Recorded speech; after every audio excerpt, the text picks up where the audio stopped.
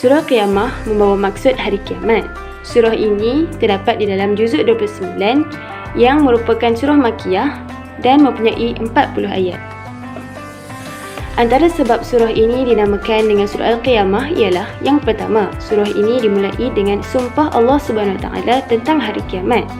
A'udzubillahi minasyaitanirrajim.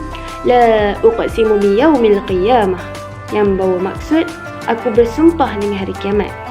Di sini Allah mulakan dengan ayat sumpah kerana Allah ingin menegaskan bahawa betapa penting dan betapa seriusnya hari kiamat itu.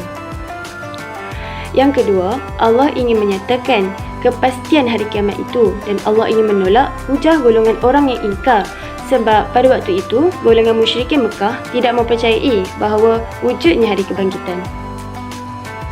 Yang ketiga, Allah ingin menyatakan tentang keimanan manusia pada hari kiamat. Surah Qiyamah ni menceritakan tentang permulaan berlakunya hari kiamat. Jadi apabila tiba masa kematian seseorang itu, maka kiamat kecil telah pun berlaku.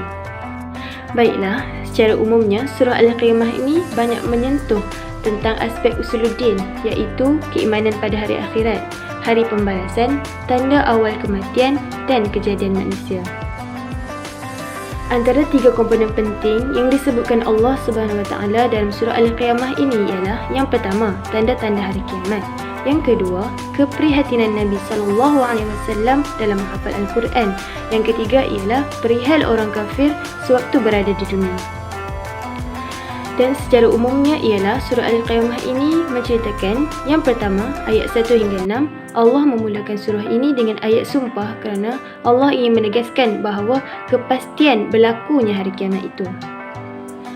Ayat 7 hingga 15 pula Allah menceritakan tentang tanda-tanda hari kiamat, iaitu mata manusia terbeliak kerana terkejut melihat pada hari itu, bulan hilang cahaya dan matahari dan bulan berkumpul.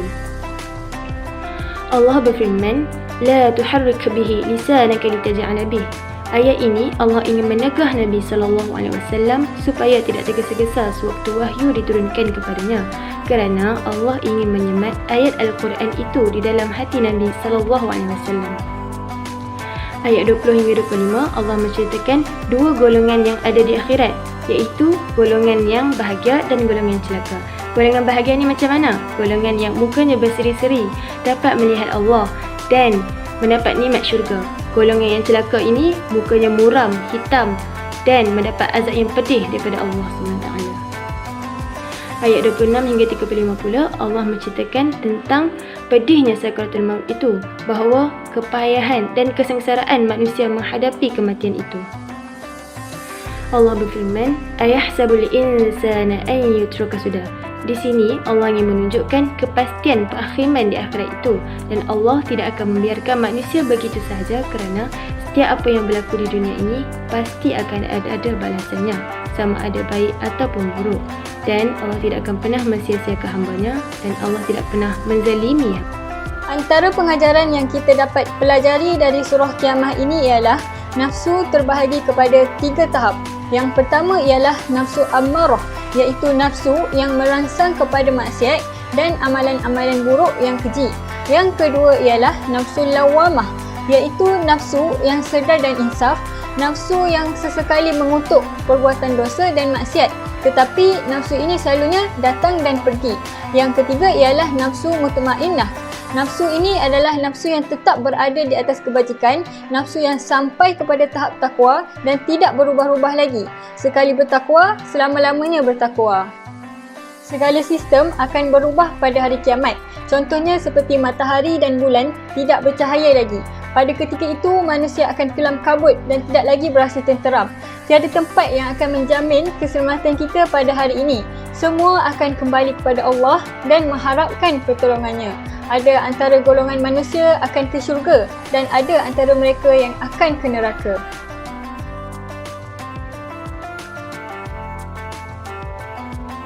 Surah Al-Insan merupakan surah yang ke-76 mengikut turutan surah yang terkandung di dalam Al-Quran.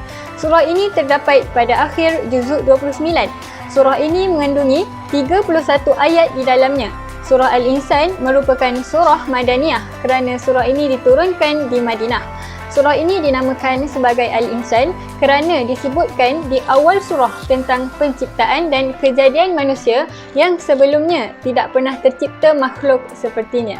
Terdapat juga perkaitan antara surah Insan dan surah Al-Qiyamah.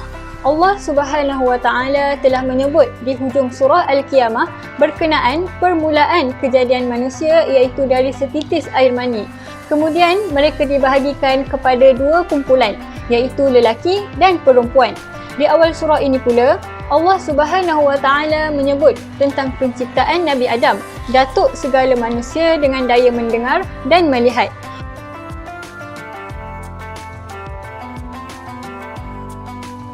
Isi kandungan surah Al-Insan secara umum saya bahagikan kepada 6 perkara.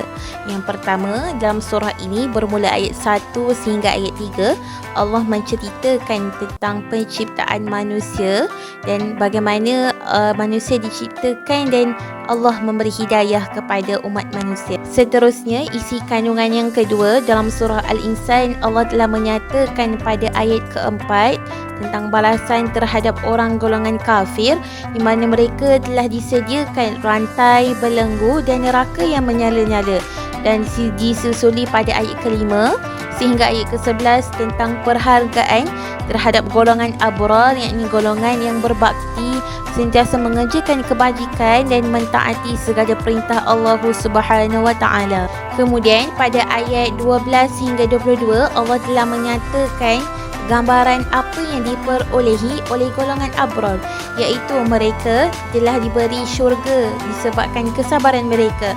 Seterusnya mereka dipakaikan dengan pakaian sutera yang berwarna hijau dan dihidangkan dengan minuman yang bercampur halia yang mana ia didatangkan dari air mata syurga yang bernama salsabil. Dan akhir sekali, mereka dikelilingi dengan para pemuda yang mana apabila kita melihatnya, kita menyangka ia adalah mutiara yang bertaburan. Seterusnya, isi kandungan keempat dalam surah Al-Insan ini, Allah telah menyatakan bahawa Al-Quran ini datangnya daripadanya, iaitu berdasarkan ayat Inna nahnu nazzalna 'alaikal Qur'ana tanzila, dan disusuli dengan pesanan kepada Nabi Muhammad SAW agar bersabar dalam menjalankan ketetapan Allah Subhanahu wa Ta'ala. Isi kandungan yang kelima berdasarkan ayat 27 dan 28, Allah telah menceritakan tentang perihal sikap orang-orang kafir ini di mana mereka mencintai dunia dan tidak mengindahkan tentang perakhiran mereka di akhirat kelak. Berdasarkan ayat innaha ulai yuhibbunal ajilah ila akhir ayat. Surah Al-Insan ini diakhiri dengan pengisytiharan bahawa Al-Quran adalah sebagai pengajaran, peringatan, pedoman dan nasihat buat umat manusia. Dan surah ini juga menggesa supaya umat manusia mengamalkan segala isi kandungannya. Kesimpulannya, berdasarkan surah Al-Insan ini, yang paling penting, yang sangat-sangat penting untuk kita belajar adalah penciptaan kita di muka bumi ini.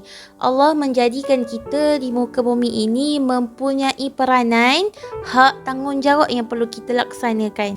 Maka apabila kita telah berjanji untuk melaksanakan tugasan kita, hak kita, tanggungjawab kita sebagai khalifah, pasti Allah akan menganjarkan kita sebaik-baik ganjaran. Allah akan membuat perkiraan kita di akhirat kelak. Maka apabila kita mati, Allah akan menunaikan hak yang paling berhak untuk umat manusia. Jika kita melaksanakan sebaik mungkin, kita bertaubat kepada Allah Subhanahu wa Ta'ala, pasti insya-Allah syurgalah buat kita. Jika sebaliknya, maka sebaliknya lah buat kita. Wallahu a'lam. Assalamualaikum warahmatullahi taala wabarakatuh.